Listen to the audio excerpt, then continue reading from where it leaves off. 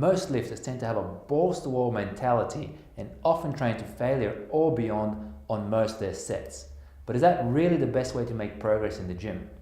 Well, in this video, we're going to look at whether training to failure all the time is really beneficial and how often you should actually go to failure. What's up everyone, I'm Stefan from thefitnessboss.com, helping you take hold of those 166 hours that your clients try to undo when they're not training with you.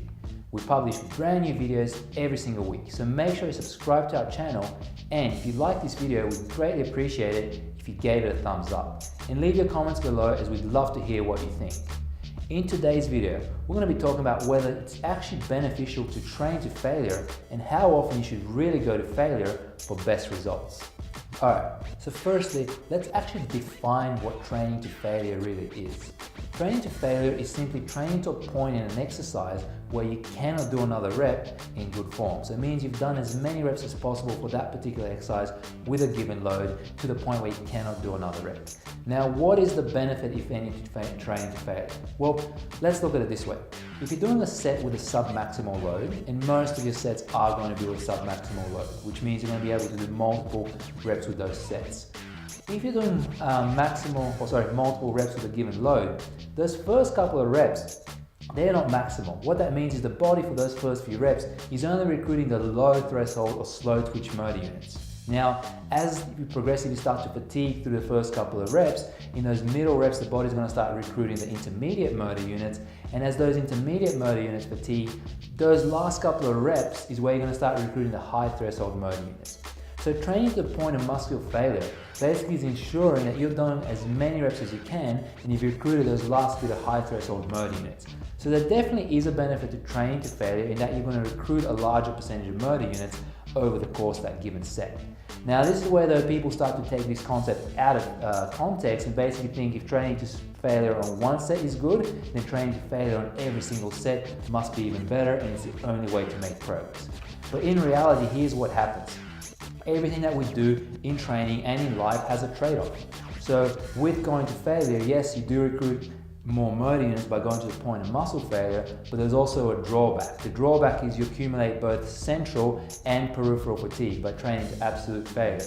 Now what that means is in subsequent sets, there's going to be a substantial decrease in performance, okay? And then also it's going to take longer to recover for the following workout. Because keep this in mind, on average, the nervous system takes about 5 to 7 times longer to recover than the muscles. So in a couple of days, your muscles may be ready to go again for another bout of training.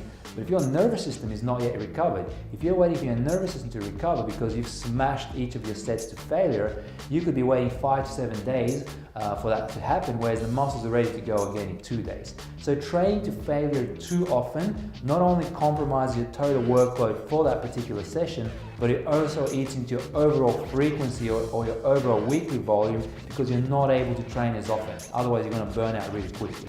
So it's generally most beneficial or advisable to train to failure on the last set of an exercise only. Now there's actually a study that confirmed this, and what they did is they looked at two conditions where subjects or participants performed in both cases 3 sets of 10 reps. Now in one condition they performed the first set at 50% of their max, second set they increased the weight and they performed at 75% of the max, 10 RM, and then on the last set they increased it to the maximum 10 RM. So the subjects then performed the 10 RM or 10 reps with a 10 RM weight on the last set and went to muscle failure. Now in the second condition, the participants went to failure from the first set and then reduced the weight just as much as they needed for the second set to get out as many 10 reps again, reduced the weight again just as little as they needed to get out 10 reps again in the third set. So in essence, the second group did 3 sets to failure, while the first group did only 1 set to failure, one like a warm-up set at 50%, one like a transition set at about 75%, and one set at 100% or at 10 RM. Now, out of those two groups, over the course of 8 weeks, the group that did only 1 set to failure actually increased their bench press more than the group that went to failure every single set. And that just goes to show you, even though it is beneficial to train to failure on your last set, if you try to train to failure too often, you may actually have a detrimental effect compared to not training to failure all the time.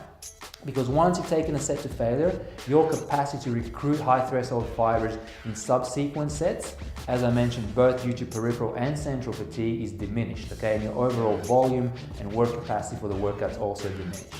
But if you just build up a moderate amount of fatigue in those prior sets, so if you're semi-fatigue or create semi-fatigue in your earlier sets, you fatigue the low and in the intermediate threshold motor units without excessively fatiguing the fast twitch motor units.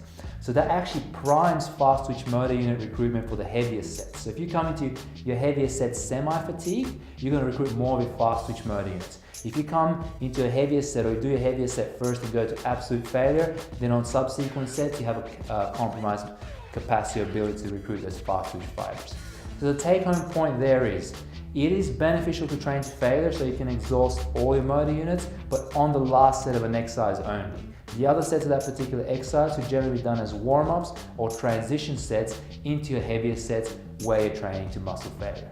That will do it for today's video. We'll see you in the next video. If you like this video, make sure you hit the like button and definitely subscribe to the Fitness Boss channel. We post new videos like this every week, providing you with tips and practical tools to help you get ahead with business building, client training, and social media. Today, we talked about how going to failure too often can actually be detrimental to making progress in the gym because it causes excessive peripheral and central fatigue. Now let us know what you think about training to failure. Do you train to failure? If so, how often do you go to failure? If you've got any questions or comments, make sure to leave your comment below because we'd love to hear from you. Thanks for watching and I'll see you next time.